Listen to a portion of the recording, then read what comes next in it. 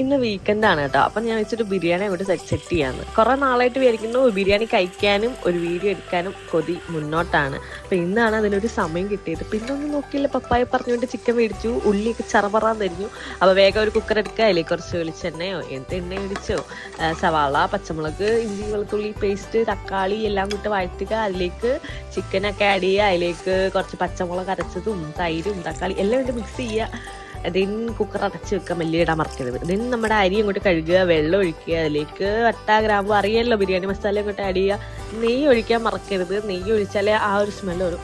പിന്നെ നമുക്ക് കഴിക്കാൻ വേണ്ടി അല്ലറ ചില്ലറ സാലഡ് മസ്റ്റാണ്. കാരണം എന്നെ സംബന്ധിച്ച് എനിക്ക് സാലഡ് ഒരു വികാരമാണ്. സാലഡ് ഇല്ലാതെ ഒന്നും പോത്തില്ല. പിന്നെ നമ്മുടെ അരി അങ്ങോട്ട് സെറ്റായിട്ട് അരി ഒന്നും കുഴഞ്ഞു പോരുത്. പിന്നെ നമ്മൾ ലെയർ ആക്കിയാണ് ഞാൻ സെറ്റ് ചെയ്യുന്നത്.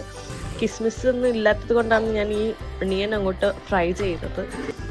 അങ്ങോട്ട് ലെയറാക്കി കറി ഒഴിക്കുക, റൈസ് ഇടുക, അതിന് നെയ്യ് ഒഴിക്കുക, ഉള്ളി ഇടുക, മല്ലിയില ഇടുക. അങ്ങനെ സെറ്റ് ചെയ്ത് വരുമ്പോൾ തന്നെ ഒരു മണമുണ്ട്.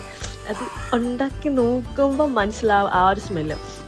നമ്മൾ ഷോപ്പിൽ നിന്ന് മേടിക്കുന്ന കണക്കല്ല, നമ്മൾ എല്ലാം ഉണ്ടാക്കി കഴിഞ്ഞ് ഒരു ഒരു തൃപ്തികരമായിട്ടൊരു ഫീലാണ്.